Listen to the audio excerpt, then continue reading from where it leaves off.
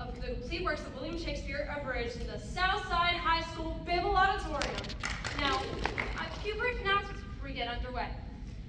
Please refrain from eating, drinking, or smoking anything during the performances. Also, flash photography or videography by any means, audio or visual, is strictly prohibited by the venue. Please take a moment now to locate the exit nearest your seats.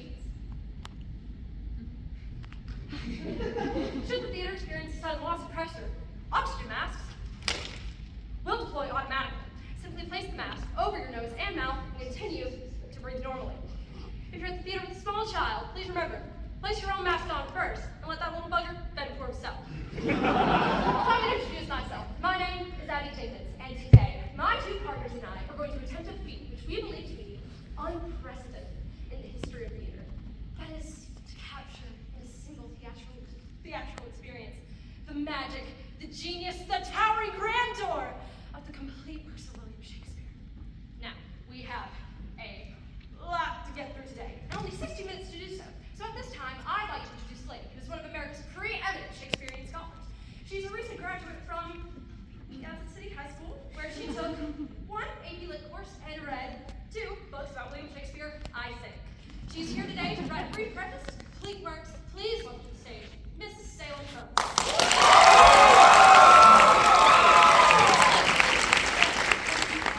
And good evening, ladies and gentlemen. William Shakespeare, poet, playwright, actor, philosopher, a man whose creative and literary genius had an immeasurably profound influence on the entire conscience and culture of the English-speaking world. And yet, how much do we, members of the 21st century, truly appreciate the tremendous body of work found in this single volume? Too little, I would argue. I believe I can illustrate this point by conducting a brief poll among our audience. Dax, could I have some house lights for a moment, please? Thank you. Now, you are a theater-going crowd, no doubt, of above average intelligence. And yet, if I may just have a brief show of hands, how many of you have ever seen or read any play by William Shakespeare? Any contact with Bard at all? Just raise your hand. I think they might know more than we do. We gotta get out of here. We really need to start running now. Go. They don't know Shakespeare, but they don't explain it. Just keep going. Let's see if we can narrow it down, shall we? How many of you have ever seen, let's say, All's Well That Ends Well? Oh, yeah, that seems to be separating the wheat from the chaff rather nicely. But let's see who the true Shakespeare trivia champs are here today. How many of you have ever seen King John? King John, anyone? You have? Oh, really? Would you mind telling me what it's about? It's about a hunchback. Very funny. See, you laugh, you scoff, ladies and gentlemen, but let he who is free from sin among you live in a glass house. For this face is your face. This head is your head. These glassy eyes are your glassy eyes. And these teeth are your teeth. And I cry out, floss me! I submit to you that our society's collective capacity to comprehend, much less attain, the genius of a William Shakespeare has been systematically truncated by sitcoms, sodomized by soap operas, and reamed by Lin-Manuel Miranda. But having fear, your intellectual salvation is here. Amen! We descend among you on a mission from God and the literary muse to spread the holy word of the bard to the masses.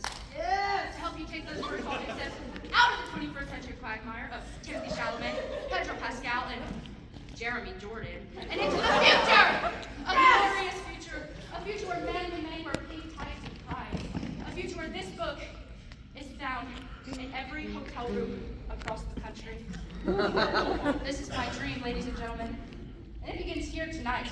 Join us down the path to a brave new world by opening your hearts. Yes, open your hearts and your pocketbooks, or simply charge your MasterCard or Visa to 976 bar right now. Give us your cash if you be friends, and deduct it when the tax year ends. Now,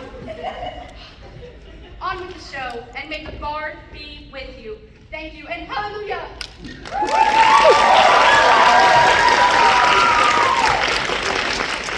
who have this book know that no collection is complete without a brief biography of the life of the great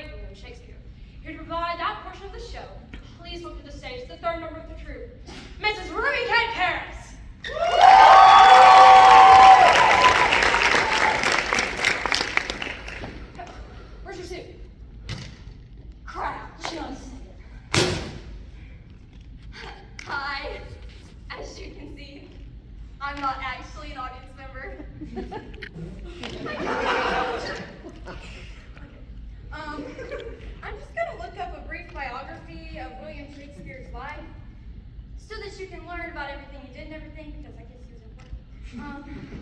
Okay. William Shakespeare. Slow. AI overview. Okay. William Shakespeare. William Shakespeare was born in 1564 in the town of Stratford-upon-Avon, Warwickshire. The third of 8 children, he was the eldest son of John Shakespeare, a locally prominent merchant, and Mary Arden, daughter of a Roman. Catholic member of the landed gentry. In 1582, he married Anne Hathaway, a farmer's daughter. That chick from Ladies. Gosh. He supposed to have left Stratford after he was caught poaching in the deer park of a local justice of the peace.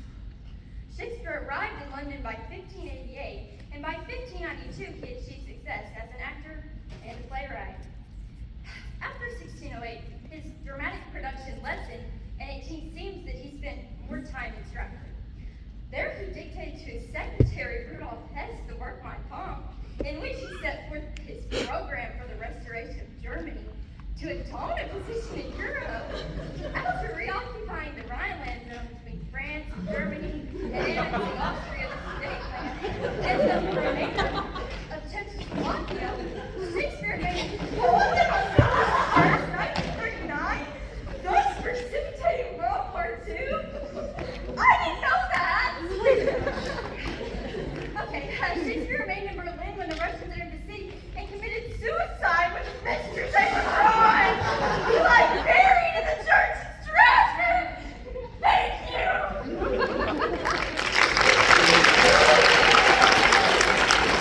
Now, without further ado, we now present the complete works of William Shakespeare, Abridged.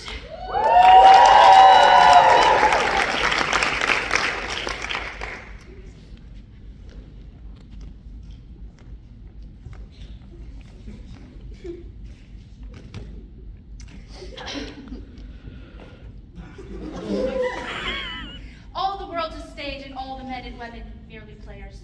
They have their exits and their entrances, and one man in his lifetime may play many parts.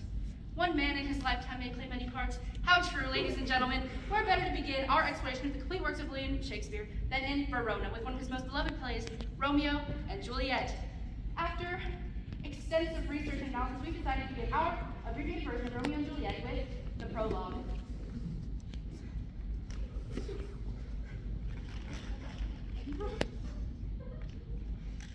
Two households both alike in dignity, in fair Verona where we lay our scene. From ancient grudge break to new unity, from civil blood mix civil hands unclean. From forth the fatal loins of these two foes, a pair of star-crossed lovers take their life, whose misadventure, hideous or prose, do with their death. Bear the grand strife. Thank you. Thank you.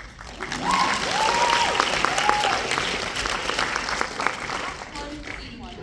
In the street meet two men, both tall and handsome. One Benvolio, the other Samson. Their hatred fueled by an ancient feud, for one served Capulet and the other Montague.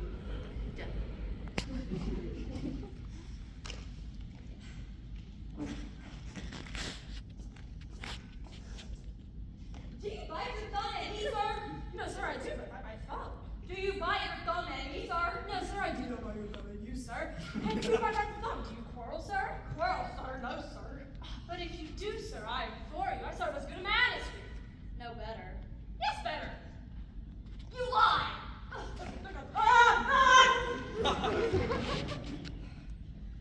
Oh, where is Romeo? Romeo! Romeo! Anytime. Where is Romeo? Good morrow, cuz. The last day is so long. Go ye to the feast of Capulets, for sups the fair Rosalind, whom thou so lovest. With all the admired beauties of Verona, go thither and to her face.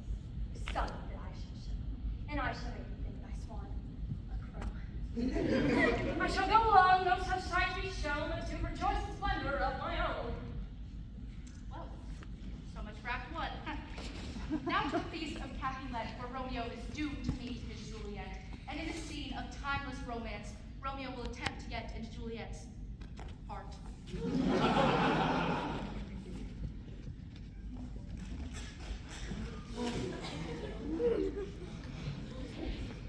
Alas, that love, whose view is muffled still, should see without eyes pathways to his will. My lips, two blushing pilgrims ready stand to smooth that rough touch with a tender kiss. Good pilgrim, you do wrong your hands too much. Each mannerly devotion shows in this. For saints have hands that pilgrims' hands cut, and palm to palm is holy palmer's fist. Have not saints' lips and palms do.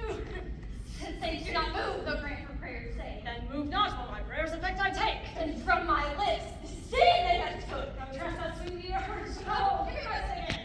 I don't want to kiss you. It's Oh, you kissed by the book. Coming, mother. She can't rest. Yes, I do. The more's my rest. What are you doing? The balcony. Here, the balcony.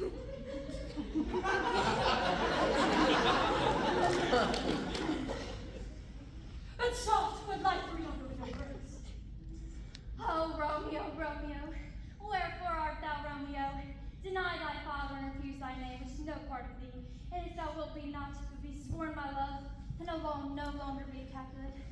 What's in a name anyway? That which we call a nose, by any other name, would still smell. Oh, Romeo, oh, Romeo. Doth thy name, which is no part of thee, I take all myself.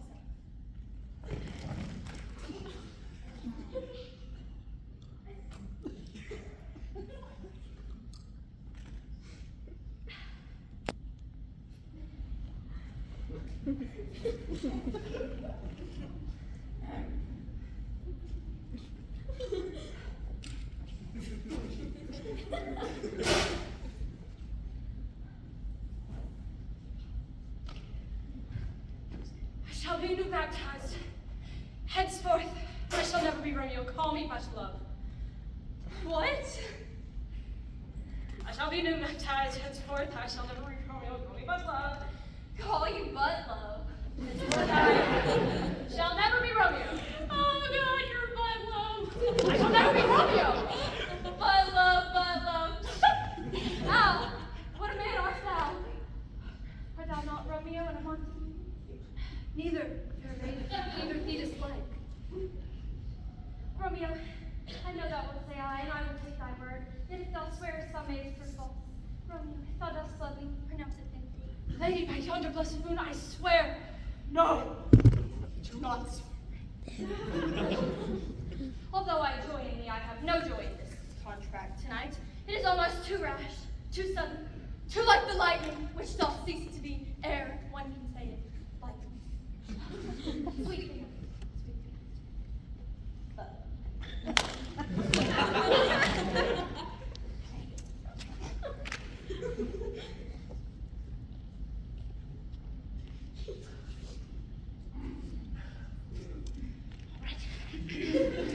Though Romeo did swoon with love, by Cupid he been crippled, but Juliet had a loathsome cuz, whose loathsome name was Tybalt.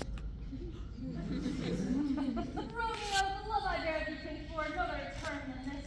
Therefore turn and draw. Till I do protest, I never injured thee, but love thee better than thou canst devise. Thou wretched boy, I abhor you. No, Explain,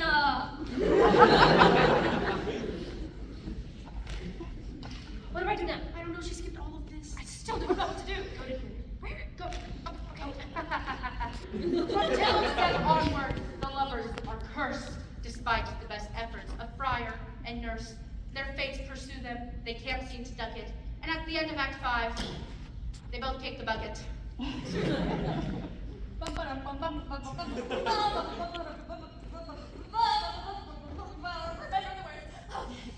Gallop pace, you fiery-footed steed, and bring in cloudy night immediately.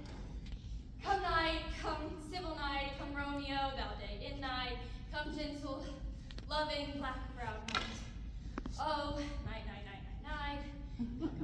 Come, ride it, and bring me be my Romeo. Oh, Friar Lawrence.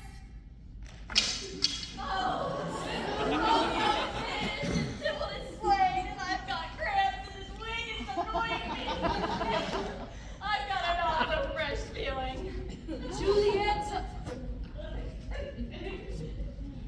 I already know thy grief. Take thou this viola and drink her thou off, and let this descending right. And unto thy veins allow to hold in a drowsy hue. Now, Oh, I feel a cold and a drowsy humor running through my veins. so do you so. Veins? Oh, these ones? This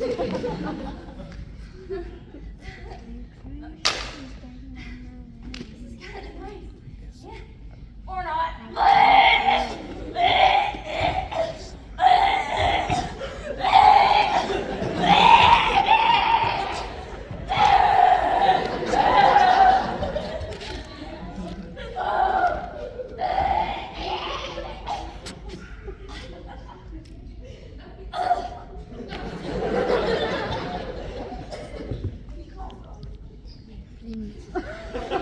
Where is my life? Oh no!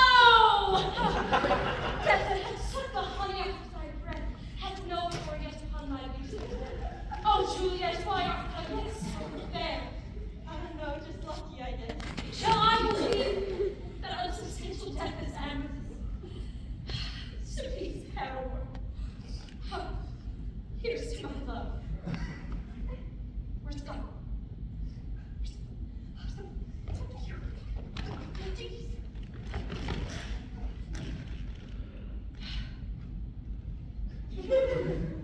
Oh, true apothecary, that took something. Thus with a kiss, I die.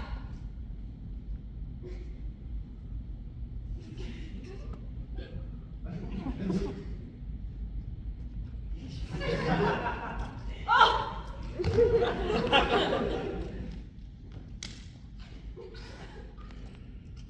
Oh! Good morning. Oh, where's my love? Ah! What's this? A cup. My true love's hand. Poisonous with its tightness. Oh, sure, drunk all and left no friendly drop to help me after. Then I'll be brief. Of happy dagger, this is much. Well, that's Romeo for you.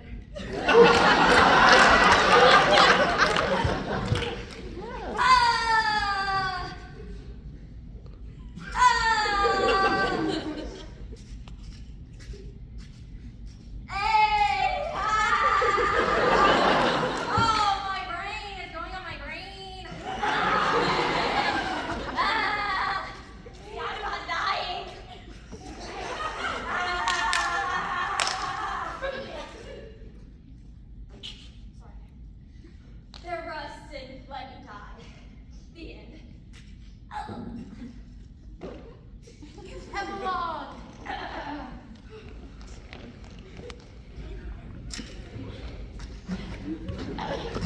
A glooming peace this morning with it bring. The sun for sorrow shall not show its head. Go forth and have talk of these sad things. For some shall be pardoned, and some punished. For never is there a story of more woe than that of Juliet and her Romeo. And Romeo and Juliet are dead. Thank you, Awaitiki, and good night.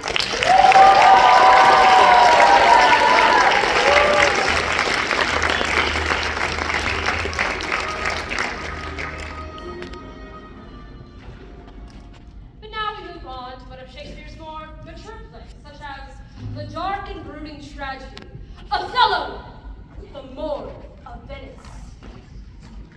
Speak of me as I am, let nothing extenuate, of a man who loved, not wisely, but too well. For never was there a story of more woe than this of Othello and his Desdemona. Oh, Desi. Oh! we have some lights? Sorry, guys. We left her to get research to play on our own. Big mistake on my part. And she must have looked up the in the dictionary, or in the dictionary, and got this place where you tied up notes. Which, in this context, is totally pea-brained! Because in the 16th century, Moor was a word used to refer to a man of African descent. Now, ladies and gentlemen, obviously we have a bit of trouble performing Othello because the part is written for a black man, and we are not black or men. So, no, we can still do it. Leanne, give me a beat. What?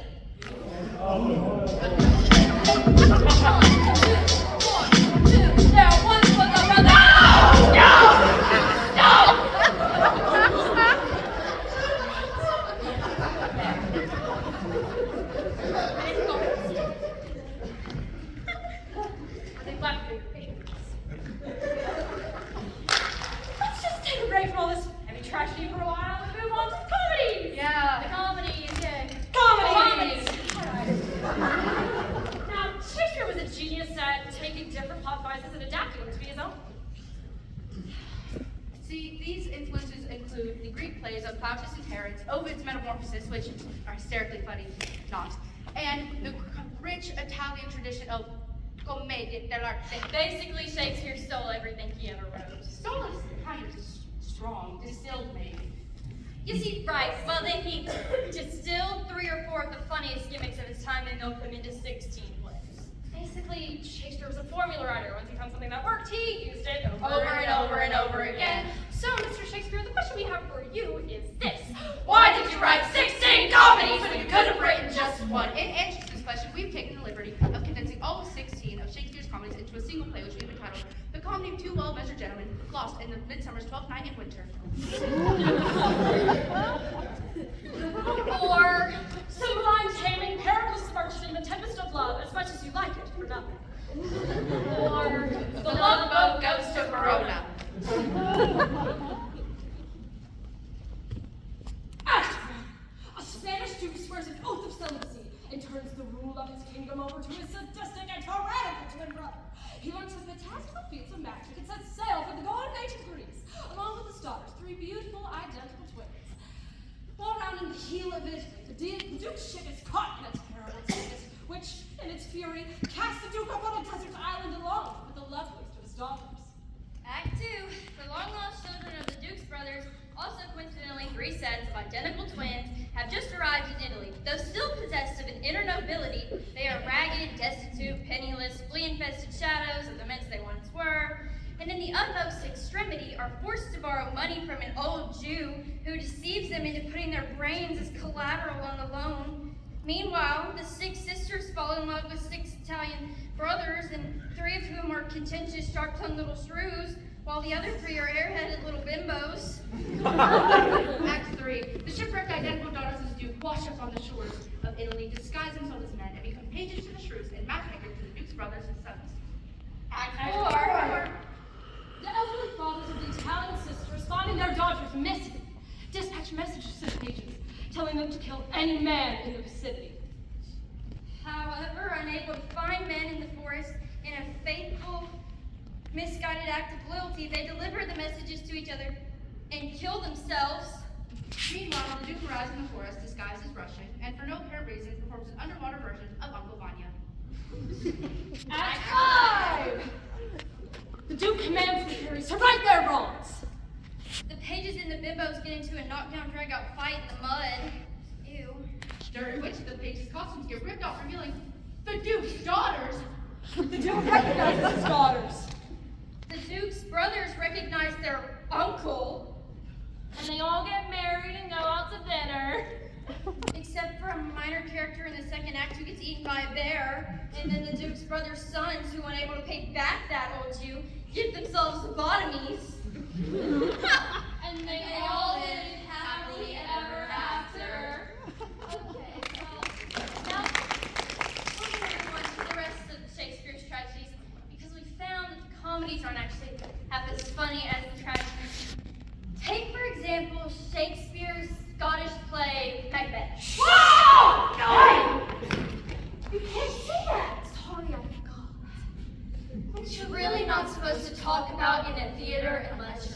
storming in because it's cursed.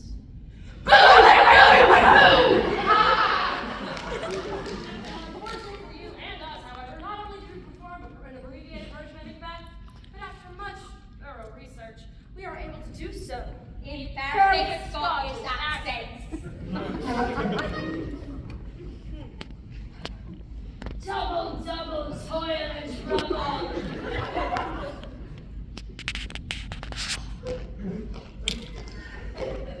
Say the imperative Max speaker, Max tell me Max more.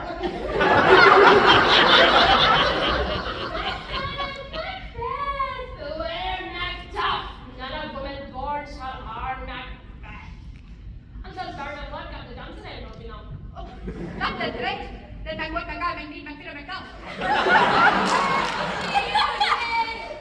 Did you bring lightsabers? I didn't know that I was from my mother's womb. Untimely rich. What do you think about that? Oh, I do not like it, but I suppose the women's right to choose. Lay it on me, great haggis face. Hurt my baby! Hurt my skin! Oh, I can name!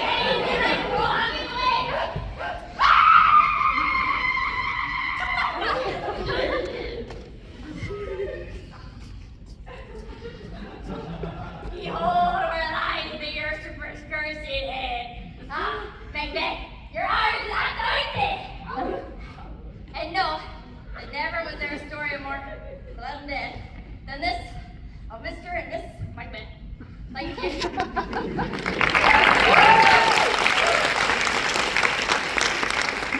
Meanwhile, Julius Caesar was a beloved tyrant.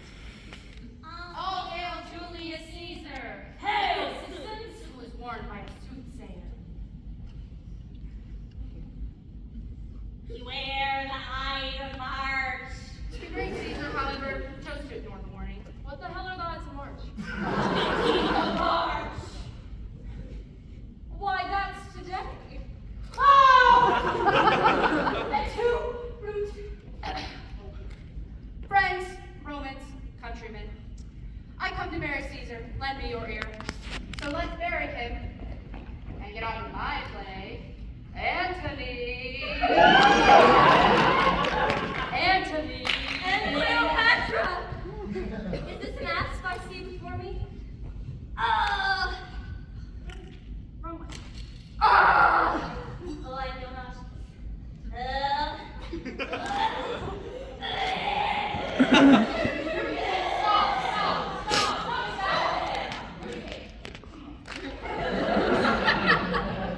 Look, Shakespeare knows not Shakespeare's scratch villains for really, really ugly things. They throw up everywhere before they die. Yeah, because they do. No, get a clue. Antony and Cleopatra's not a Pepto-Bismol commercial. It's a romantic thriller about a geopolitical power struggle between Egypt and Rome. Oh, it's one of Shakespeare's geopolitical plays. I know how to mess around with it. Because Shakespeare's geopolitical stuff is my favorite. It's like the themes that he wrote 400 years ago are still relevant today. What was that one he wrote about how Nuclear energy affected the Soviet Union. Shakespeare never wrote anything about the Soviet Union? Yes, he did. It was called Chernobyl Kitchen, and it was the reactor melts down and heats the air.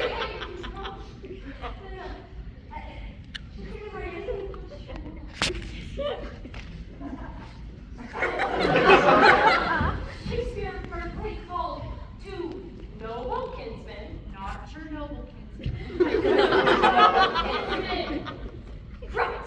Then what is Two Noble Kinsmen about? I'm not surprised you haven't heard of it. Well, maybe I should just explain. Ladies and gentlemen, Two Noble Kinsmen actually falls into the category of Shakespeare's plays known as the Apocrypha, or in some scholarly circles, the obscure plays, or the lesser plays, or simply the bad plays. And yet, not all of the Apocrypha is completely without merit. In fact, one of them, Troilus and Cressida, is hardly crap at all. I actually discuss it at some length in my Mama, super I want to go on about a William Shakespeare entitled I Love My Willie, which I would like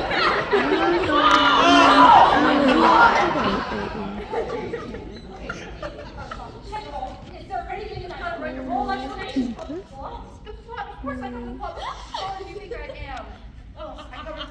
extensively in a footnote on page 29. Troilus, youngest son of Priam, king of Troy. Okay, well, you can be Troilus, and you can be the king. Of course. Loves the precedent.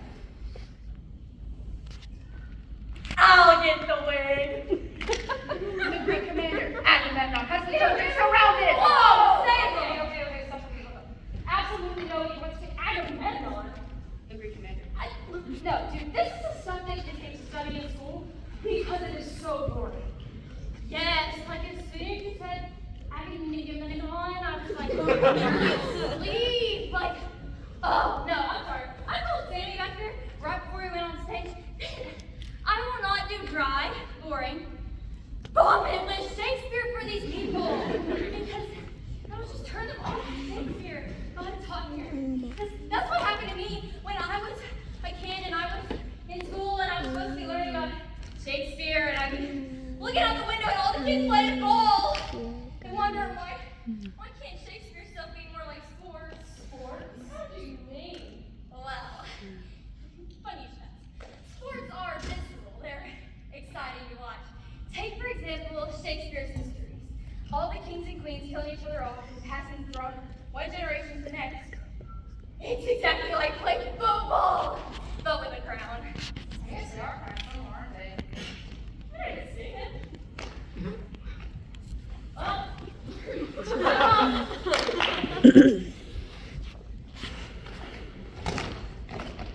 25, 42, heard of the fifth, which is the third. 1, 2, 3, 4.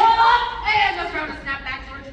That ball spoken 14th century deputy is looking for a but then he said, by a heavy rush from King John.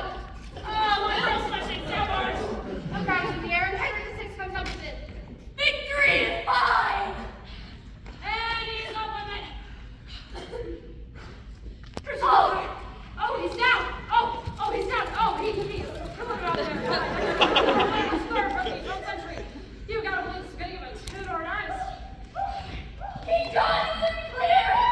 He's at the 40, to the 30, to the 20. My soul has elbow room. Victory is mine. All of the game. We're playing the game now. Number 72. King Lear, divide your kingdom in 3. Cordelia, you go long.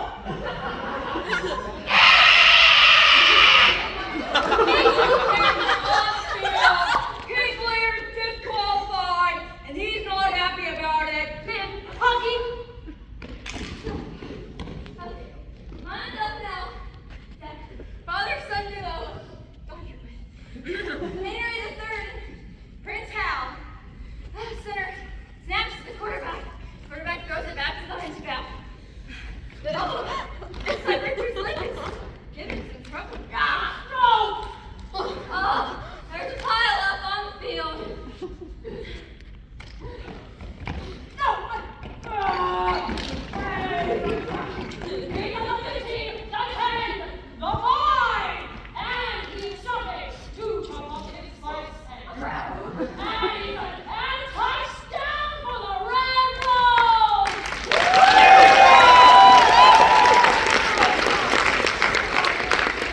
Never mind dynasty people. All right. Okay. Henry V, Richard III, the whole royal family is free and absurd, especially Charles. Alright, guys, I think we did it. Yes! Alright, yeah, because we did all the comedies of it all. And the tragedies we did, Romeo and Juliet, Julius Caesar, Macbeth, we did the Scottish accent, Othello, yes. Timon of Athens, I mentioned. Coriolanus. I do not want to Coriolanus. What's wrong with Coriolanus? I don't like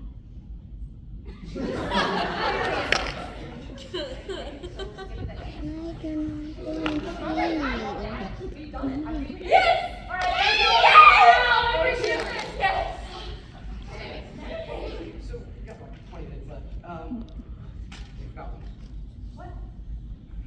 Oh, no. Hamlet! How did we forget Hamlet? Shakespeare didn't write Hamlet. Of course we did. It's that Mel Gibson movie. Ladies and gentlemen, 36 plays down to 1 to go. Perhaps the greatest play ever written in the English language. A play of such lofty, poetic, and philosophical meaning. Just say along. Hamlet is a very serious, hardcore play. And I'm not up for that right now. Gosh, you've done 36 already. But that football game left me mentally drained, and I just don't think we can do it justice. You don't have to do it justice, we just have to do it. I don't want to do it. Look, our show's called Complete Works of William Shakespeare. I think they'd like to see Hamlet. Okay, well then we'll call it the Complete Works of William Shakespeare, except Hamlet. That is the most ridiculous thing I've ever heard. Well, if you want to do it, then you can do it. I'm just gonna go. Where's your...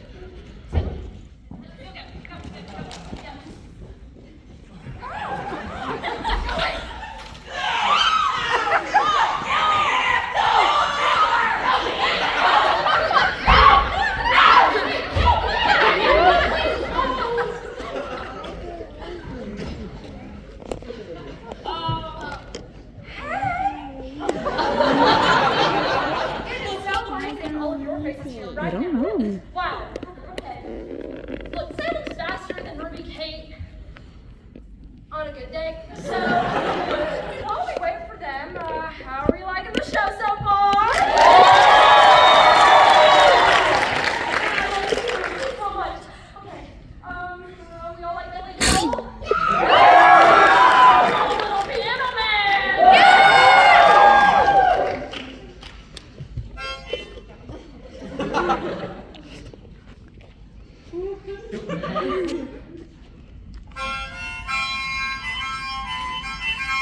Dear!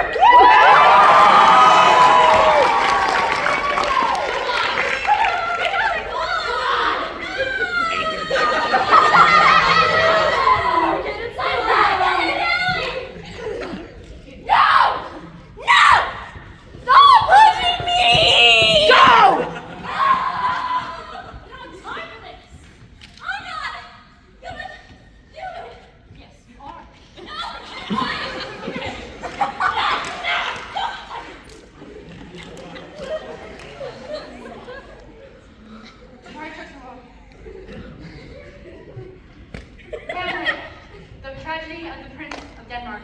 The place, Denmark. The time, 12th, maybe 13th century, give or take. Two battlements of the Elsinore Castle, around about midnight, 2 guards enter.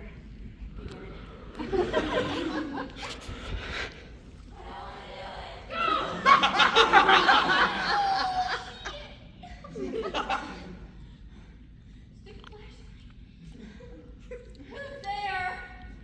Nay, speak. I don't hold yourself. Long live the king. Bernardo. He's now struck 12. Get each of them Horatio. For this relief, much thanks. Well, good night. Peace straight be all. Look, where it comes! Margaret Horatio whom we spoke to. Speak! He was about to speak when the call grew.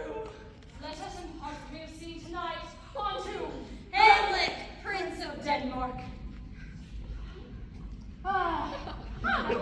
Horatio! Methinks I see my father. Where, my lord? In my mind's eye, Horatio. My lord, I think I saw him yesterday. The king, no problem. The king, my father, went to one place. On the platform, where did watch? Oh, it's very strange. Once tonight, pretend to walk again. All is not well. Would the night will come. Oh, it's night. The air very shrewdly, it is very cold.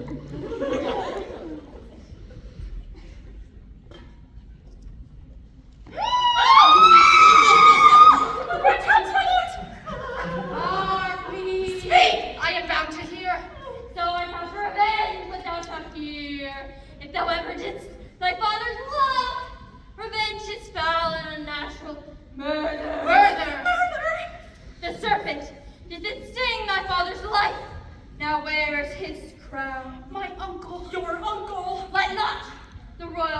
Denmark. Become a couch for incest. Incest. A couch. Remember me! Oh. My lord, this is very strange. There are more things in heaven and earth that are ever dreamt of in your philosophy, Horatio, so unresolved. I hereafter shall think to put an end to disposition on. Yes.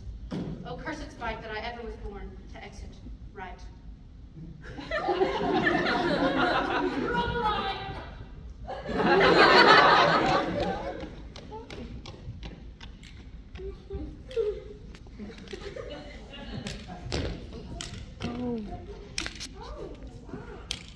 Neither a barber nor lend to be.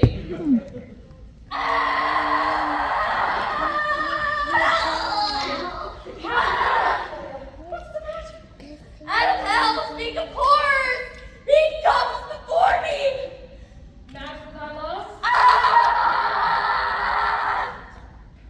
I know not. Why, this is the very ecstasy of love. I bound cause of hands for this. Such brevity is the soul of wit. I will be brief. He is mad.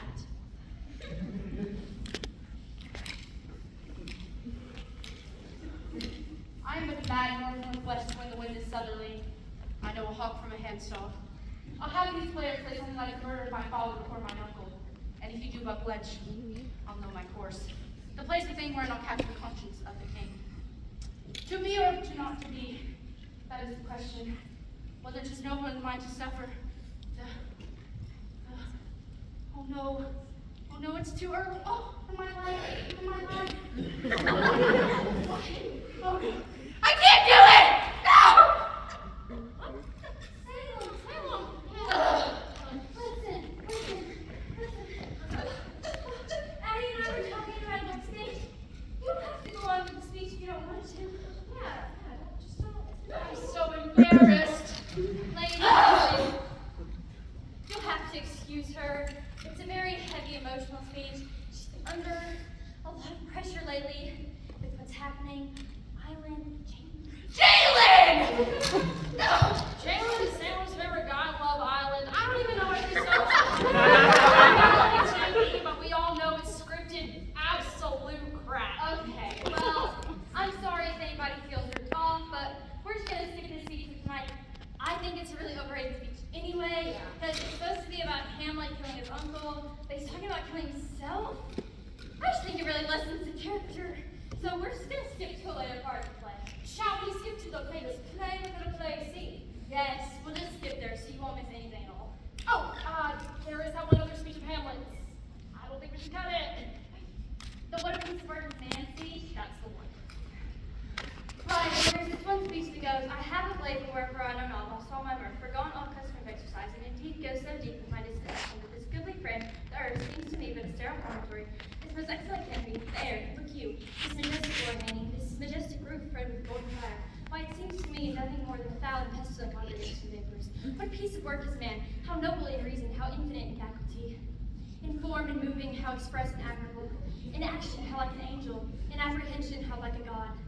The beauty of the world, the paragon of animals. Yet to me, what is this quintessence of dust? Man delights, not me. So we'll just skip all of that and go straight to killing, right? Well, there is that one other. Get these, we're not really seeing. Oh, yes, let's do that real quick. Wait, Real quick. I don't have a costume. Okay, it doesn't matter. We have to do it central plot. I'm not in the right headspace either. Ophelia is a very difficult, complex character. I just can't. I'm tired. Okay, it's easy, but No, it's not. it really is. Anybody can play that character. Look, my mother can play that character, and we all know how that goes. Look, that man right there can play that character. Well, let's get him to do it. Come on. No. Give me a headache. Come on.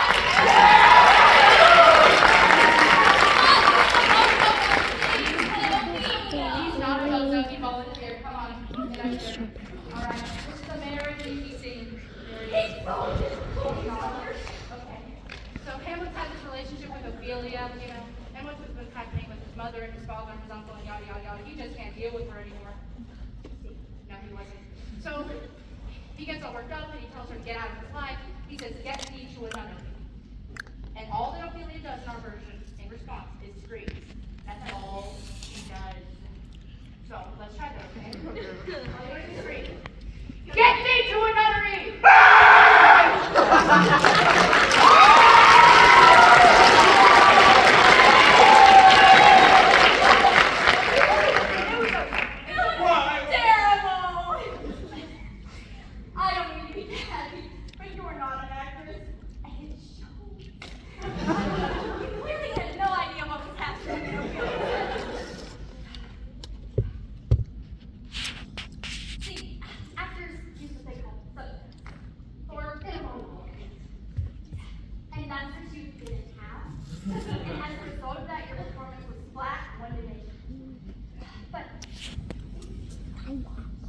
A lot of courage. A lot of, as Shakespeare said,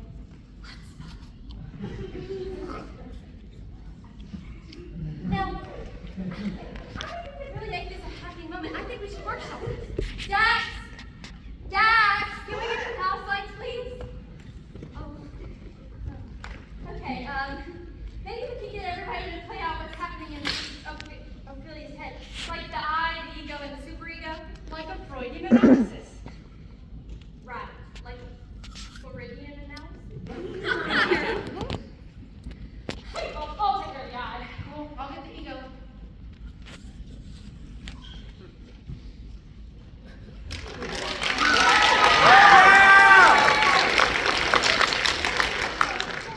What's your name?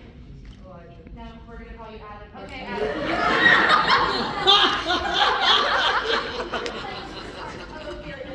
Ego. At this point in the play, her ego is flying. It's confused. Ego one. So look, we're gonna have you physically run back and forth across the stage in front of our Ophelia. Okay? Ready? Go! Go!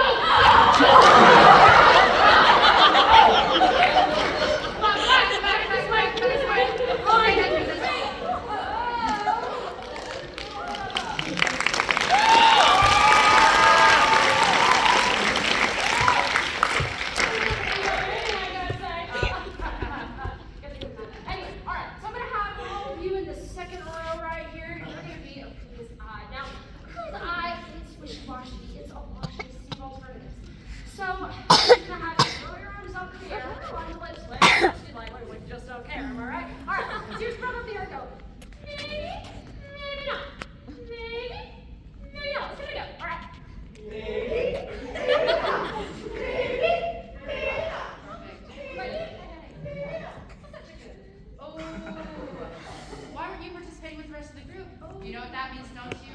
You're gonna have to do it all by yourself. Hey, hey, don't be scared. Nobody's watching.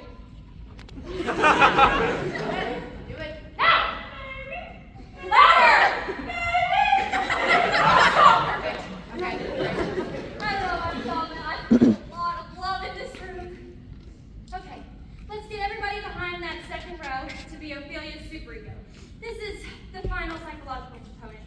Ophelia's superego is the very important. Actually, let's split it into 3 different sections. Okay. Sam, can you help me out? Yeah, I got you. Okay, I want everyone from you, to this right here. You are section A, okay? Remember. Everybody from here, yeah, right there. To right here. You are section B, okay? Remember. And everybody from here to here. You are section C. Good. Right, it's not too difficult. Now, section A, you're the masculine part of your friend, the enemy, so to speak. I'd like you to use Hamlet's language. I'd like you to say, get thee to a nunnery. Okay? Let's try it. Get thee to a nunnery. That was pretty pathetic. Come on, people, work with me here. I want it very loud, very strident. Okay, let's try it. Get thee to a nunnery.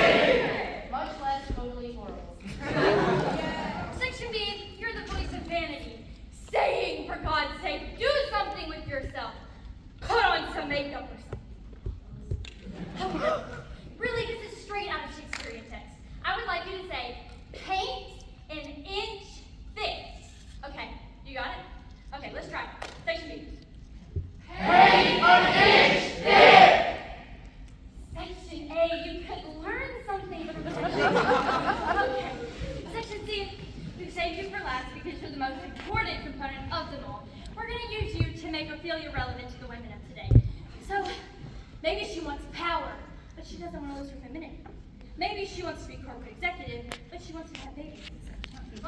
Maybe she just feels like saying, "Cut the crap, Hamlet. My biological clock is ticking, and I want babies now." It's that hatred. Let's just have to say that. Yes, we're just gonna have you say, "Cut the crap, Hamlet. My biological clock is ticking, and I want babies now." Right. You little ones, let's do it. Ready?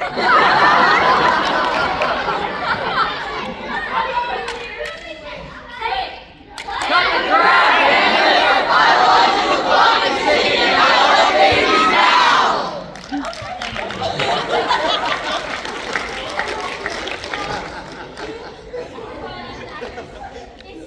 It's that holy element here in your soul. And at that moment when we built everyone up into a mighty frenzy, you let out a big scream. You stopped and hit him on the feeling.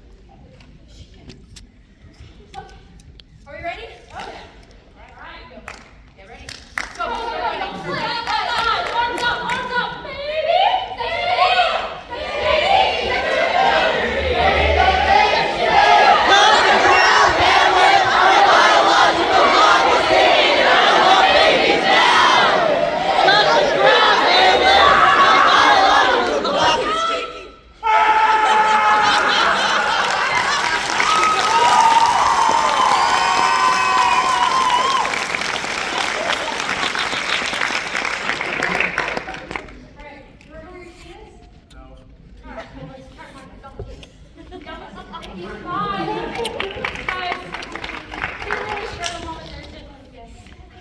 I digress, though. Back to Hamlet, Act 3, Scene 2. The famous Playfest play scene, where Hamlet discovers that his uncle murdered his father.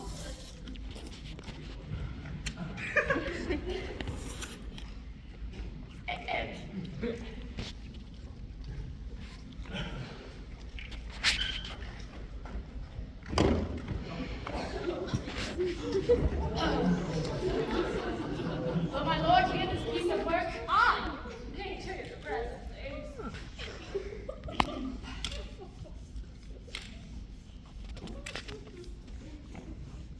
Now, Hamlet, how is my cousin and my son? Oh, a little more than kin, less than kind. I have nothing with this answer.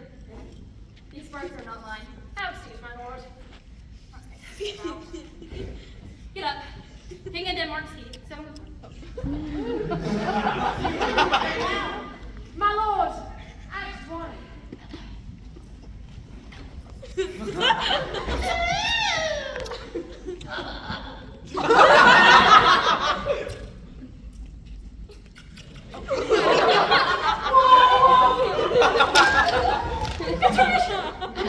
How likes my lord to play? Dude, there are kids here. Look, kids scene. My lord, Act 2. Shoo! Shoo!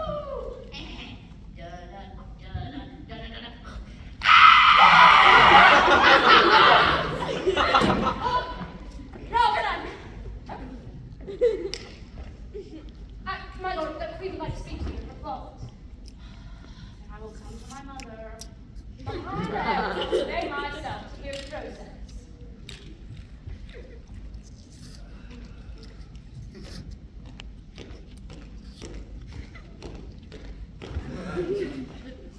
Hamlet, thou hast thy father much offended. Mother, you have my father much offended. What wilt thou do? Thou wilt not murder me. Help! Help! Help! Help! Oh. How now? A rat! No, no, no, no.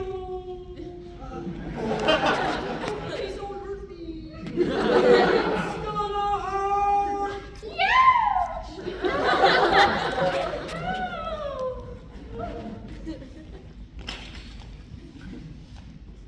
Now, Hamlet, where's Polonius? At supper. At supper, where?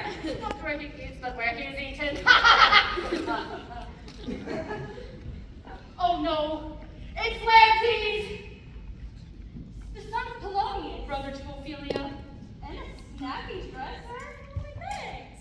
Give me this vile king. Give me my father, and I'll be avenged for Polonius' murder. Oh no! What noise is this? Ah! Wait, sweet sister, get defeated. Ah! They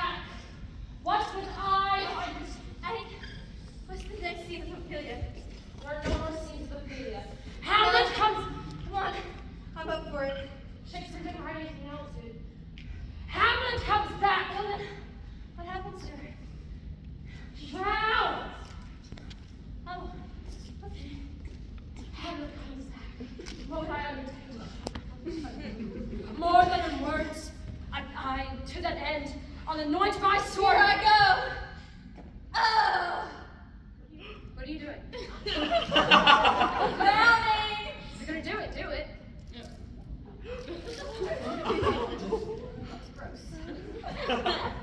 To catch his throat in the church. I shall anoint myself with unction so mortal that if I drew blood, no cataplasm could save the thing from its propulsion. Uh-oh. This skull once had a tongue in it, and it would sing, and then came Ozempic. Alas, poor Yorick, I knew thee well.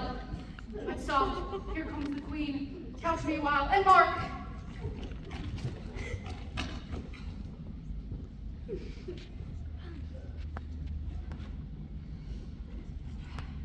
Dear sister, lay her in the earth to rest, and from her fair and unpolluted blood, may violets sweet to the sweet. Farewell. Hold off the earth while, till I've held her again in mine arms.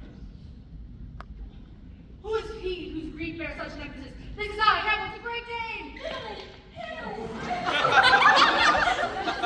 Take thy soul. I will fight with him until my eyelids no longer wag. Attack the view, the dog will have his day. Bring us the foils. Come on for me. Bring us the foils. Come on for me. I don't know where they are. Bring us the foils. Now, I want y'all to be careful because he's shot. Come, sir. Come, my lord.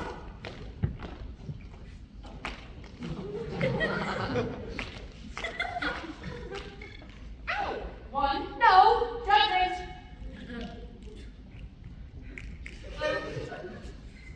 Oh, a hit. A very palpable hit. Everywhere. Okay, let's just play guess the character I am now. Where's the bottle? Hamlet, drink off this cup. Here's the bottle. Nay, set it by a while, uncle, father, mother.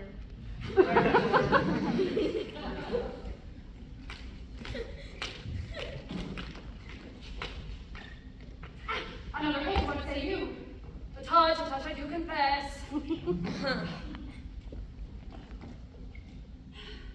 The queen, carouses to thy fortune here. Madam, do not drink. I will, my lord. I pray you pardon me. It's the poison cup, it is too late. Come with the third, please. There's yo, free coup d'etat, cafe au lait. Oh, fair day. How does the queen? She swoons to see you bleed. No, the drink. It was the drink. I'm poisoned. Oh, villainy, treachery, seek it out. It is here I lie, Hamlet, never to rise again. But Henry, the king's to blame.